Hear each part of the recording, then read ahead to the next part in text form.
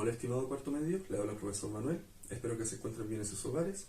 Con este video damos comienzo al trabajo en la guía 1 para preparar la prueba de transición de matemáticas.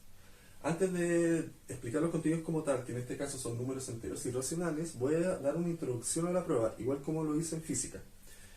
Esta prueba, este año tiene 65 preguntas, anteriormente eran 75.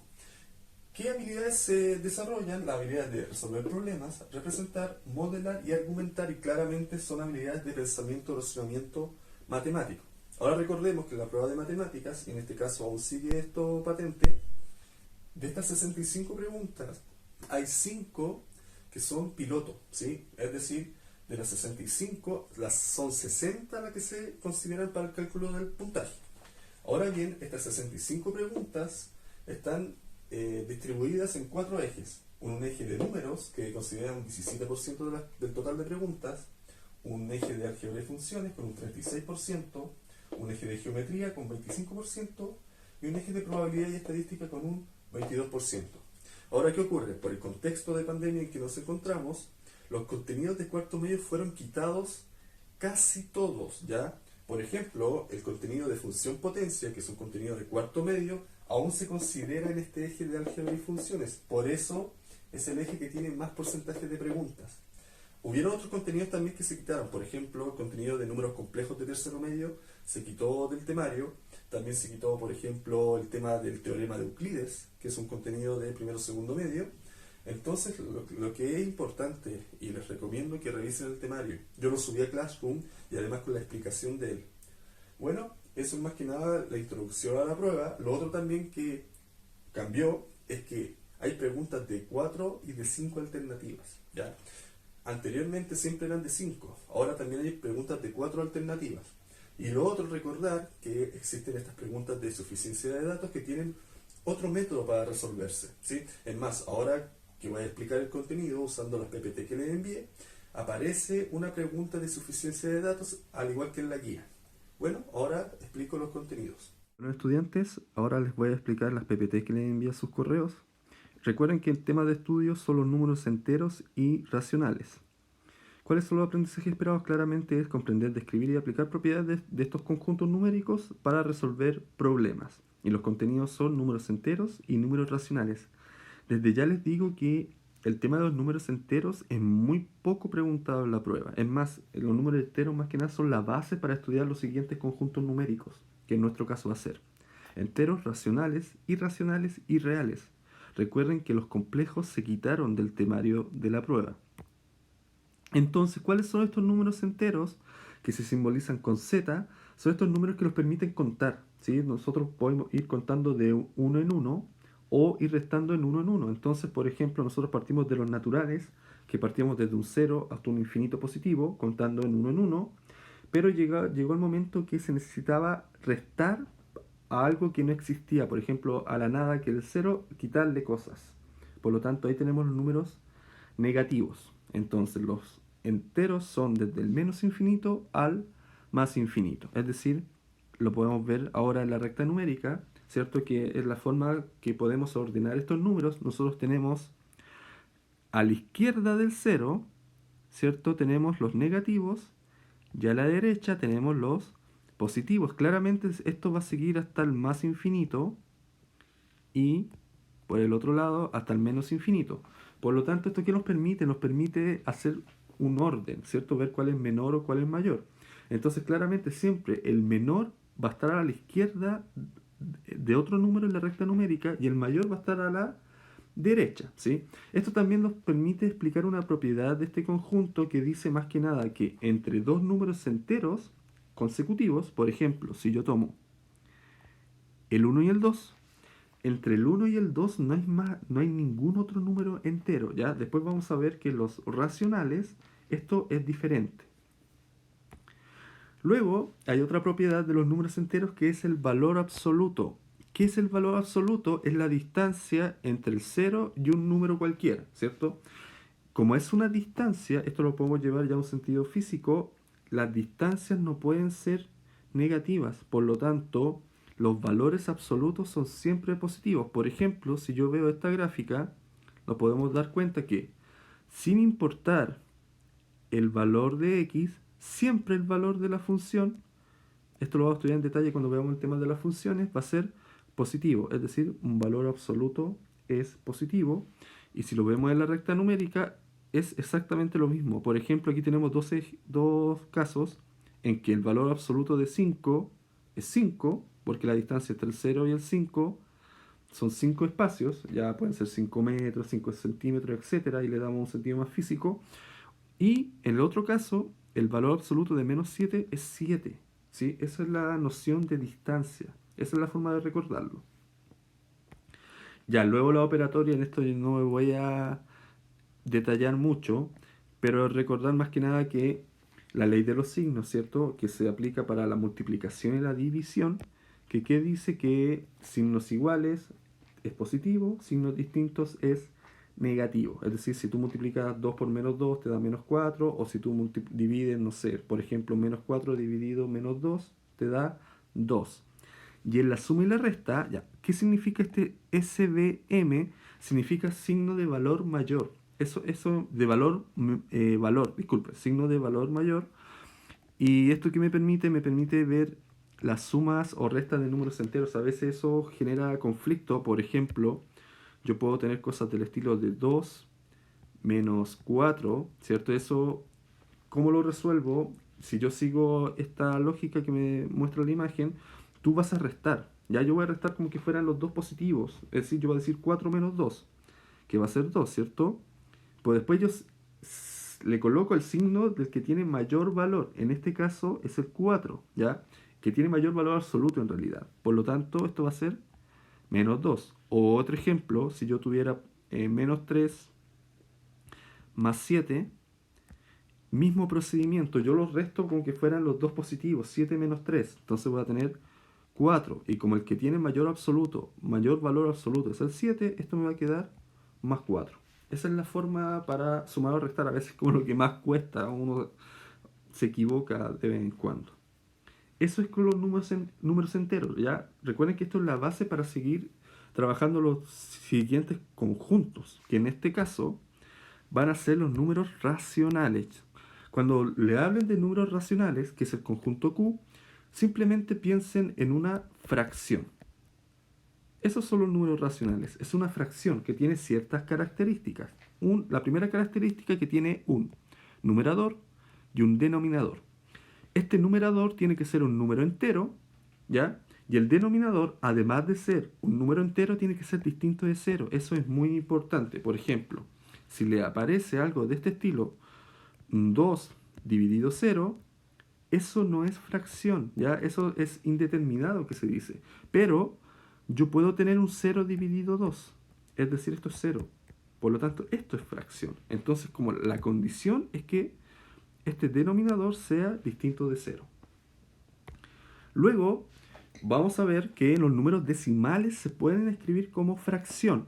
Yo tengo varios tipos de números decimales, ¿ya?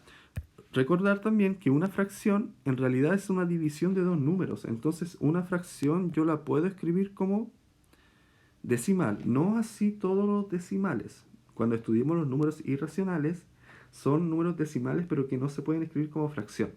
Ahora bien, yo tengo tres tipos de decimales a trabajar. Tengo un decimal finito, que es un decimal finito, es que no tiene el periodo, ¿cierto? El que no tiene esta rayita. Entonces, ¿cómo lo transformo a fracción? Es bastante sencillo. Lo estamos viendo en este ejemplo.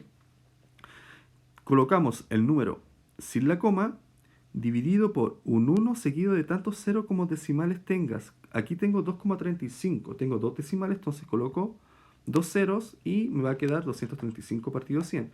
Después, si puedo, simplifico. El otro ejemplo es similar, exactamente lo mismo. 304 es 3,04 pero sin coma. Como tiene dos decimales, dividido 100.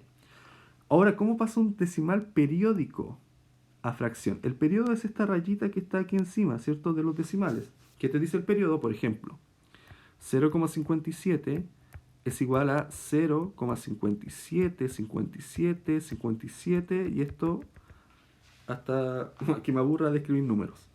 ¿Cómo los trabajo? En el numerador yo voy a colocar el decimal sin coma, es decir, el número sin coma, y le voy a restar lo que está antes de la coma, es decir, aquí hay un 0, entonces te queda 57 menos 0 dividido por tantos 9 como números bajo el periodo. Aquí yo como tengo dos números, coloco dos 9. Y luego si es que puedo, simplifico. Esa es la forma. Luego tengo decimales semiperiódicos. Semiperiódico. ¿Qué significa que sea semiperiódico? Que tiene decimales finitos y otros que son decimales periódicos. Es decir, no todos los números tienen esta línea encima. ¿Cómo los transformo a fracción? Muy similar al caso anterior, yo coloco en el numerador el número sin el decimal y le resto lo que está antes del periodo, ¿sí? Lo que está antes del periodo es un 5 y un 3, es decir, 53, y lo divido por tantos 9, aquí es como una combinación de los dos casos anteriores, tantos 9 como números bajo el periodo, como tengo dos números bajo el periodo, que es un 6 y un 8, te coloco dos 9, y tantos ceros como números entre el periodo y la coma. En este caso, que lo voy a dibujar con amarillo, solamente tengo un número, por lo tanto coloco un 0, y después, si es que puedo, simplifico. Este caso de las fracciones impropias en número mixto se da muy poco, pero ¿qué ocurre en los ejercicios de prueba de transición PSU? Como en matemáticas puedo escribir un número de muchas formas distintas, a veces para hacerlo más difícil, colocan no sé, una fracción, la pueden colocar como decimal, la pueden colocar como un número mixto. Entonces, ¿qué hago? Por ejemplo, aquí yo tengo una división cualquiera, 81 dividido 4. Esto me da 20 con un resto de 1. Si esto es lo que queda y después yo puedo seguir dividiendo, el resto es 1, entonces, ¿qué haces? Este 81 dividido 4 lo escribe como fracción. Entonces, para escribirlo como número mixto, tengo la parte entera, ¿cierto? Que es esto de acá, el 20, más un cuarto. ¿Por qué un cuarto? Porque tengo un resto 1 y esto está en cuartos. Por lo tanto, ¿cómo es el número mixto? 20 enteros, un cuarto. ¿Cómo yo trabajo los números mixtos? Se trabajan de esta forma. Por ejemplo, si yo tengo un número mixto, A con una mayúscula, es decir, los enteros, B partido C, esto va a ser igual a A por C más B partido C. Bueno, esto cuando vean la guía hay ejemplos de ello.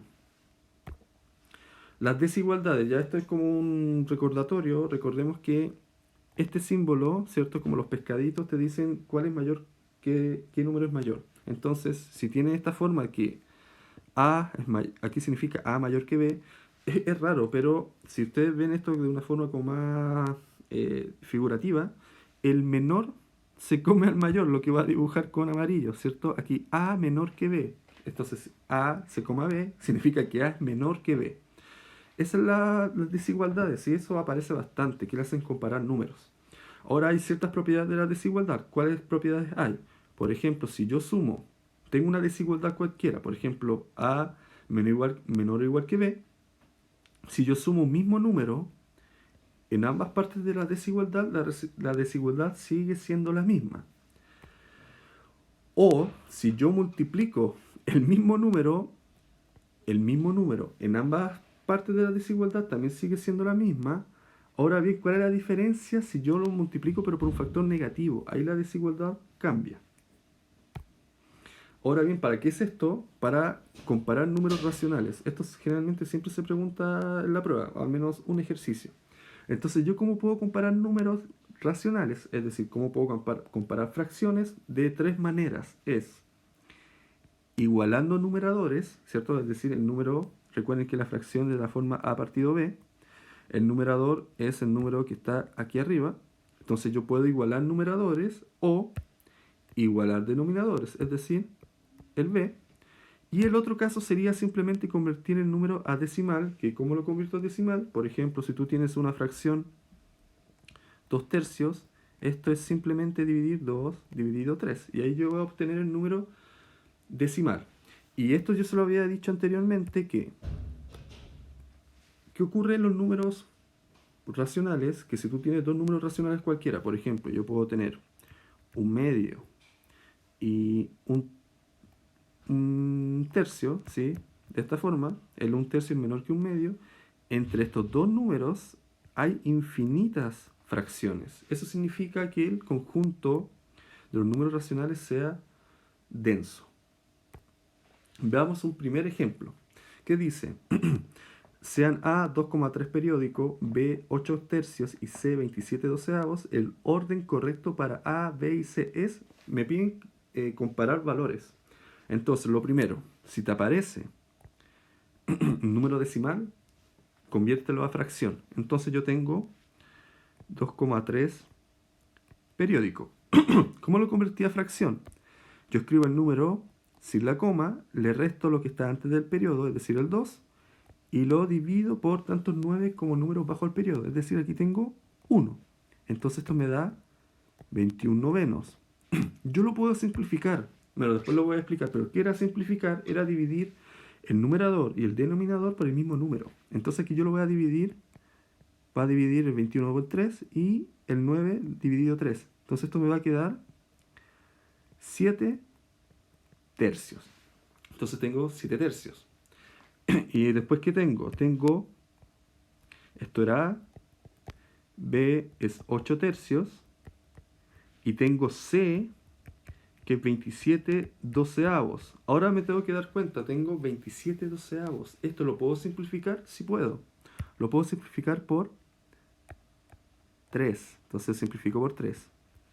Esto me va a quedar 9 cuartos. 9 cuartos. Por lo tanto tengo 7 tercios, 8 tercios y 9 cuartos. Ahora, ¿cómo los puedo comparar? Yo claramente sé que el 8 tercios es mayor que el 7 tercios, pero ¿qué pasa con el 9 cuartos? Entonces yo voy a ocupar aquí otro criterio. ¿Qué criterio voy a ocupar? El que yo voy a amplificar la fracción para igualar denominadores. Por lo tanto, lo voy a escribir con azul. Yo tengo 8 tercios. Tengo 7 tercios.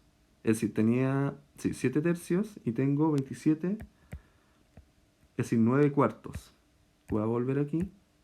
Así, 9 cuartos. Entonces yo voy a decir, a ver, ¿qué denominador es común a todos? Entonces el 12. ¿Por qué el 12? Porque si yo multiplico el 3 por 4, el 3 por 4 de nuevo, ¿cierto? Y el 4 por 3, voy a obtener 12. Pero, como yo no puedo cambiar el valor de la fracción, yo multiplico arriba y abajo. Entonces esto me va a quedar 27 doceavos, 28 doceavos y 32 doceavos. Aquí yo tenía el 2,3, este es el A, este es el B y este es el C. Entonces claramente, ¿cuál va a ser el mayor? Lo voy a escribir con morado. El mayor va a ser el 32 doceavos, es decir, el mayor es el B. Si yo me doy cuenta, las alternativas van de menor a mayor, ¿ya? Por lo tanto, voy a ver el menor. Entonces el menor va a ser la C. Luego voy a tener la A y luego voy a tener la B. Por lo tanto, la alternativa correcta es D. Si se dan cuenta, es bastante trabajo. Y esto es una pregunta. Luego tengo el tema de aproximar, ¿sí? Hay tres formas de aproximar. Yo puedo aproximar un número por truncamiento. ¿Qué es truncar? Es simplemente cortar el número donde me lo indiquen. Por ejemplo, se corta hasta el decimal indicado, como lo dice la PPT.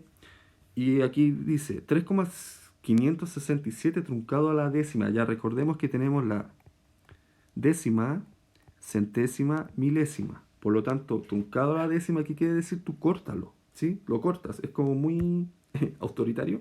Entonces yo voy a decir hasta la décima. Esto lo quito. Entonces, ¿cuánto me queda? 3,5. Es así de simple. Luego, tengo aproximaciones por exceso. Y también decir que este truncamiento es lo mismo que hacer una aproximación por defecto. Luego, por exceso, yo sigo hasta el siguiente decimal. Hasta el siguiente decimal. Entonces, por ejemplo, aproximado por exceso, el 3,567 a la décima. Entonces yo veo a la décima, ¿cierto? Tengo un 5. Como tengo que seguir al siguiente decimal, ¿qué voy a colocar? 3,6. Y después por redondeo, que es como el método más común, yo tengo que ver, se corta si el decimal es menor que 5 o se avanza si es mayor o igual que 5. Es decir, yo tengo que ver el decimal que está a la derecha. Es decir, si estoy viendo un decimal tengo que ver la centésima. Si estoy viendo la centésima tengo que ver la milésima. Entonces en este caso, 3,567 redondeado a la décima, yo voy a estudiar la centésima.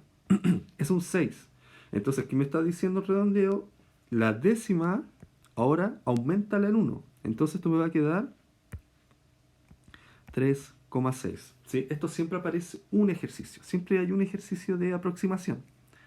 Veamos un ejemplo. Esto es del modelo 2020 del DENRE. Tengo si n es 2,04 y p 2,03, ¿cuál de las siguientes afirmaciones es verdadera? Entonces veamos. La A dice n es la aproximación por redondeo a la milésima, ya. Milésima. Esto claramente no puede ser porque si vemos n está hasta la centésima, ¿ya? Y p también está hasta la centésima. Entonces, si lo hablan de milésima, yo la puedo descartar inmediatamente. Ya eso es lo primero. Recuerden, es muy importante ir descartando por un tema de tiempo. La B dice n es la aproximación por redondeo a la centésima de 2,03851. Veamos.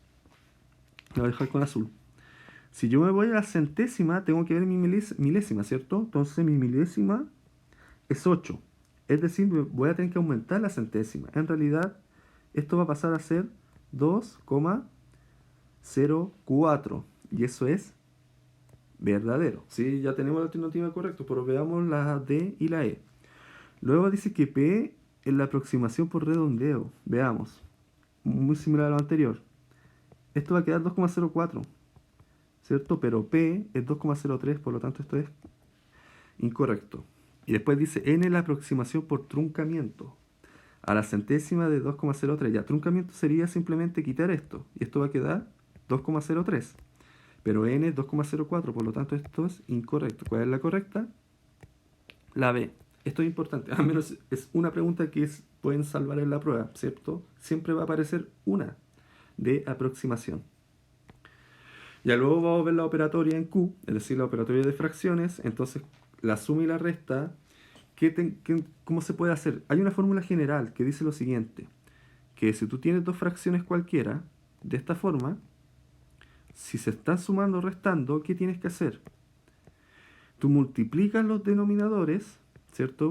Y luego multiplico cruzado. A por D, más o menos, dependiendo del signo, B por C. Es decir, multiplico así y después cruzado. Esa es la fórmula general y es la que yo recomiendo, porque también tú puedes, dependiendo si los denominadores son iguales, ¿cierto? Tú simplemente sumas los numeradores. Si son distintos, puedes ver si tienen algún mínimo común múltiplo. O simplemente ocupar el método que les acabo de enseñar, ¿sí? Yo les recomiendo usar el método general. ¿Por qué? Porque así no se van tanto en ver si tienen igual denominador, si son múltiplos, etc. Por ejemplo, si yo tengo 2 tercios menos 7 cuartos, entonces ¿qué hago? Lo escribo con amarillo, multiplicas denominadores, entonces te queda 3 por 4, y luego multiplicas cruzado. 2 por 4 menos 3 por 7. Entonces esto te va a quedar 8 menos 21 partido 12, y esto va a ser menos 13 partido 12. Y ahí estaría resuelto. Ahí se ocupan los números enteros, si se dan cuenta. Luego la multiplicación es muy sencilla. ¿Sí? La multiplicación, en el mismo caso, tengo dos fracciones cualquiera. ¿Qué haces? Multiplicas hacia el lado. Ya yo multiplico hacia el lado simplemente. Es decir, esto me va a quedar A por B partido B por C. Y eso es multiplicar. Claramente, si yo puedo, simplifico. Ahora hay algo que se llama el recíproco o inverso multiplicativo. ¿Qué es el inverso multiplicativo? Es un número que, cuando tú multiplicas un número cualquiera por su inverso multiplicativo, obtienes 1, como lo muestra la imagen. Entonces a veces les preguntan esto, dicen calcula el inverso multiplicativo, ¿qué ocurre con el inverso multiplicativo de un número? ¿Qué hace? Al multiplicarlo te da 1, que es el elemento neutro de la multiplicación. Luego la división es bastante parecida a la multiplicación, la voy a dibujar con azul. Pero ¿qué hago en la división? Yo tengo dos fracciones que se están dividiendo, entonces esto es lo que dicen que da la vuelta. Entonces, pero ustedes primero la dan vuelta y después simplifican, es muy importante. Por lo tanto, yo voy a colocar a partido B, esto queda igual, por C partido B. ¿Sí? Esa es la forma. Invierto el segundo término, que es este. Y luego multiplico, igual que en el caso anterior. Amplificar y simplificar. Lo de amplificar ya lo hice en un ejemplo. Pero ¿qué es amplificar? Tú multiplicas. Multiplicar numerador y denominador por un mismo número. ¿Cuál es la gracia de amplificar? Que la fracción no cambia. ¿Sí? Pensemos un ejemplo. Yo puedo tener 2 tercios y si tú multiplicas esto por un número cualquiera, que tiene que ser el mismo, por ejemplo, por 2 y por 2, voy a obtener 4 sextos. Y esto es exactamente lo mismo, es decir, 2 tercios es lo mismo que 4 sextos. Luego simplificar es la operación inversa amplificar. ¿Qué voy a hacer yo? Voy a dividir. Esto se ocupa mucho para hacer las fracciones más sencillas. Y al igual que en el caso anterior, al simplificar la fracción no cambia. Cambia solamente su forma, los números que la representa, pero el valor como tal es el mismo. Esto es lo que se conoce como fracciones equivalentes. Tú una fracción cualquiera la puedes escribir de infinitas formas distintas, pero el valor sigue siendo el mismo. El orden de operatoria, ya esto se da de números enteros, naturales, racionales, reales, etc. ¿Qué me dice el orden de operatoria? Que me da la prioridad en que yo voy resolviendo un ejercicio. Entonces esto se basa en una sigla que se llama papomudas, que me dice, primero resuelves paréntesis, luego las potencias, multiplicaciones de izquierda a derecha, esto es muy importante, ¿sí? No que haya una prioridad, no que yo tenga que hacer primero la multiplicación o la división, yo simplemente si yo veo divisiones y multiplicaciones, yo voy a resolver la que esté a la izquierda primero, ya sea o una multiplicación o una división. Y pasa exactamente lo mismo con las adiciones y sustracciones, es decir, con la suma y la resta. Siguen el mismo principio de izquierda a derecha. Entonces esto es importante, ¿cierto? Esto a veces aparece en estos ejercicios combinados. Y la regla de los signos, que ya lo expliqué, esto es el tema de más por más igual más, etc. Pero además, ¿qué ocurre? Si yo tengo un paréntesis y yo tengo un signo menos, este signo menos va a cambiar los signos de los números interiores. Por ejemplo, si aquí hubiera un 2 menos 4, algo muy sencillo, esto se va a convertir en menos 2 más 4, ¿cierto? Cambiaron los signos. El 2 pasó de ser positivo a negativo y el 4 de negativo a positivo. Y para terminar, veamos una serie de ejemplos. El primero es del DENRE, año 2017, que dice, una persona viaja desde La Serena a Los Vilos, ciudades que se encuentran a una distancia de 210 kilómetros. Si los primeros 3 días recorre 3 séptimos, luego 2 veintiunavos y por último 7 treintaavos de esa distancia respectivamente. ¿A cuántos kilómetros de Los Vilos se encuentra al término del tercer día del viaje? Entonces, ¿qué tenemos? Tenemos dos ciudades, ¿cierto? De La Serena y Los Vilos, que están a una distancia de 210 kilómetros. Y me dicen lo que recorren cada día. Entonces, en el primer día recorre 3 séptimos. ¿Cómo desarrolla este tipo de ejercicios? De la siguiente manera. En el primero, en el segundo y en el tercero. Veamos lo que recorren cada día. Lo que ustedes tienen que hacer es multiplicar. Entonces, yo voy a multiplicar 210 por 3 séptimos. Luego voy a multiplicar 210 por 2 veintiunavos. Y luego voy a multiplicar 210 por 7 treintaavos. Eso es lo primero. Cuando le piden la porción de algo, ustedes multiplican. Entonces, ¿cómo lo resuelvo? como tengo un número entero y una fracción, yo el número entero lo voy a convertir en fracción. ¿Cómo lo convierto? Simplemente partiéndolo por 1. Y ahí voy a tener el 210 como fracción. Luego multiplico y simplifico, o simplifico y multiplico, ahí hágalo como ustedes quieran. Yo lo que voy a hacer, voy a simplificar primero. Entonces, el 210 lo puedo simplificar por 7.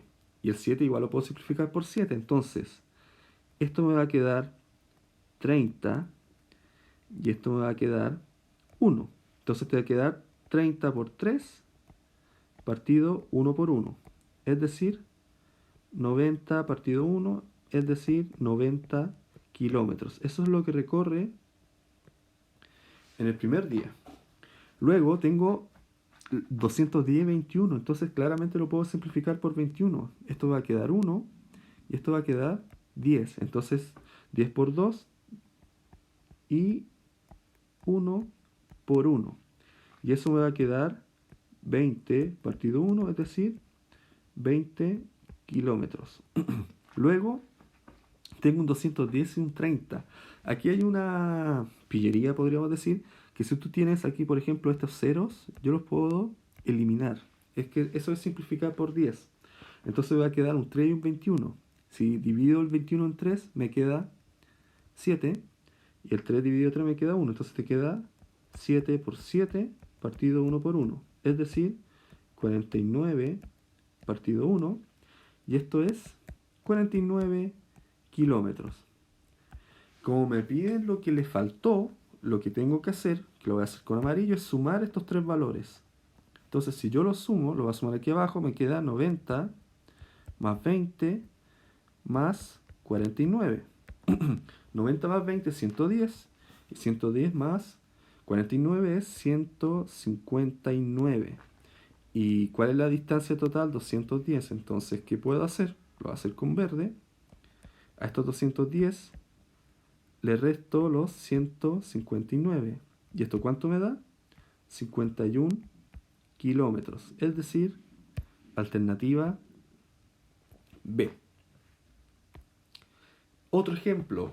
Esto aparecía en años anteriores en la PSU. Puede que aparezca de nuevo. Esto tiene bastantes nombres. Yo le llamo fracción compuesta o a veces le llaman fracciones escalonadas. ¿Cuál es la forma de resolver este tipo de ejercicios? Es partir de abajo hacia arriba. Entonces, lo bueno de esto, que tienen que, bueno, no es que sea bueno, pero permite ver si saben sumar, saben restar, multiplicar, dividir fracciones. Por lo tanto, yo voy a partir desde abajo. Voy a escribirlo con azul. Yo voy a partir con esto de aquí. Es decir, voy a tener 1 partido 1/3. Oh, salió una notificación, me disculpo. Entonces, y esto va a ser negativo.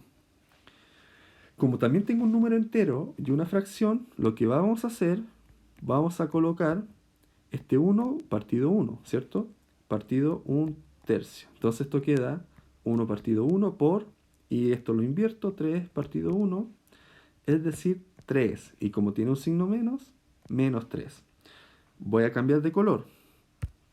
Esto ya lo resolví, ¿cierto? Entonces, ahora tengo que hacer esto. Es decir, voy a tener 1 menos 3. Esto me va a dar menos 2. Ahora resolví todo esto. Entonces ahora tengo que agregar el menos 1. Entonces va a quedar menos 1 dividido menos 2. Y esto es un medio, porque menos y menos más. Entonces voy a seguir. Ahora tengo que agregar esto de aquí. Entonces me va a quedar menos 1 más un medio. Entonces lo mismo del caso anterior. Lo voy a escribir con rojo, disculpen. Ahí, un medio. Ahora vuelvo al verde. Esto lo parto por 1. Entonces me va a quedar, recuerden la forma, denominador por denominador. Entonces queda 2 por 1. O 1 por 2, que es lo mismo. Luego queda menos 1 por 2 más 1 por 1. Es decir, menos 2 más 1 partido 2. Y esto es menos un medio. ¿Y qué me falta? Lo voy a hacer con morado. Es esto. 1 dividido todo esto. Es decir, te va a quedar 1 dividido 1/2. Y hago el procedimiento, ¿cierto? Me va a quedar 1 partido 1 partido 1/2, es decir, 1 partido 1 por 2 partido 1, y esto es 2 partido 1, es decir, 2. Y todo eso es igual a 2. Por lo general, estos ejercicios que aparecen como muy largos, se ven como feos, el resultado es muy simple. Se da 0, 1, 2, pero no es un número muy complejo. Y por último, veamos un ejercicio de suficiencia de datos. ¿Qué es un ejercicio de suficiencia de datos? Es un ejercicio donde te dan un enunciado, dos proposiciones, y tengo que ver si yo puedo resolver lo que me piden con estas dos proposiciones. No es necesario calcular, simplemente yo tengo que ver si es que puedo o no calcularlo. No necesariamente necesito sacar el valor que me piden. Entonces, veamos, dice, los alumnos de un curso debían ver una película y luego analizarla. Para ello tenían que elegir entre Violeta se fue a los cielos, El planeta de los simios y Harry Potter. Si un quinto del curso eligió Violeta se fue a los cielos, se puede determinar el número que eligieron El planeta de los simios si se sabe que. Entonces yo, como trabajo este tipo de ejercicio, yo veo la primera proposición, veo si lo puedo resolver con ella. Si lo puedo resolver, puede ser A o D. Ahora bien, si no lo puedo resolver, me voy a la segunda sin tomar en cuenta la primera y veo si lo puedo resolver. Y así voy. Si yo no lo puedo resolver con la segunda, veo si lo puedo resolver con las dos. Y si no, es que me falta información. Por lo tanto, me piden saber si puedo ver el planeta de los simios, es decir, cuántos alumnos vieron el planeta de los simios. Claramente, en este tipo de ejercicio yo necesito el total de alumnos. Por lo tanto, esto me sirve, pero ¿cuál es el problema? Hay una tercera película, que es Harry Potter. Por lo tanto, si yo no sé los que vieron, o la fracción de los que vieron Harry Potter, yo no voy a saber los que vieron el planeta de los simios. Si bien yo sé que un quinto vio Violeta, el resto, que me lo dice la letra B, el resto no la vio, ¿cierto? Pero yo no sé la cantidad que vieron o Harry Potter o el planeta de los simios, entonces me falta esa información. Es decir, la alternativa correcta es E. Si yo quisiera calcular, yo puedo calcular el quinto de 40, que lo voy a dibujar con verde, que es 40 por un quinto, entonces te lo parto por 1, me va a quedar, si simplifico, 1 y 8. Dividí por 5 el 40 y el 5, por lo tanto me da 8. Yo sé que 8 vieron Violeta, ¿cierto? Violeta se fue a los cielos, pero hay 32 que ya vieron, ya sea el planeta de los simios o vieron Harry Potter. Entonces yo tengo muchas configuraciones distintas. Puede que ninguno vio Harry Potter, o uno vio Harry Potter y el resto vio el planeta de los simios, o uno vio el planeta de los simios y el resto Harry Potter. Entonces falta información. Bueno, eso es, estudiantes, si se dan cuenta el trabajo es igual, es bien denso. La prueba necesita mucho entrenamiento, bastante. Por lo tanto, ahora les voy a explicar la guía donde aparecen más ejercicios y espero que puedan reforzar estos contenidos, que son contenidos de primero, medio, hasta de octavo básico, para poder ir trabajando esta prueba de transición. Bueno, les voy a explicar la guía. Para terminar, les presento la guía. La estructura es similar, por ejemplo, a la guía de física en esta de la prueba de transición. Hay un aprendizaje esperado, luego la explicación de la guía como tal. Les recuerdo mandar su duda a mi correo y también entrar al curso en Classroom, donde subí bastante material, ya sean ensayos, resúmenes, el temario como tal, materiales de años anteriores, etcétera. Luego el desarrollo, que primero tenemos los contenidos, ¿sí? Esto es un complemento a lo que acabo de explicar. Tenemos los números enteros, las operatorias en números enteros, tenemos las relaciones de orden, números racionales, la comparación de números racionales, operatoria, etcétera. Tenemos los números decimales, la transformación. Y luego está la actividad como tal, que en este caso son 12 ejercicios, ¿sí? 12 ejercicios de selección única, de variados tipos, algunos de aplicación, de argumentación, suficiencia de datos, etcétera. ¿Qué les recomiendo para la videoconferencia del próximo jueves? Es repasar estos contenidos como tal, tratar de hacer los ejercicios. Yo sé que va a ser algo complejo, que la forma de abordar estos ejercicios es distinta. Hay veces, bueno, rara vez, que simplemente les piden calcular, pero por lo general es de razonar de forma matemática. Bueno, estudiantes, eso es todo. Ustedes saben que cualquier duda o consulta me la pueden hacer vía correo. Y espero que se encuentren bien y los vemos el próximo jueves en la videoconferencia.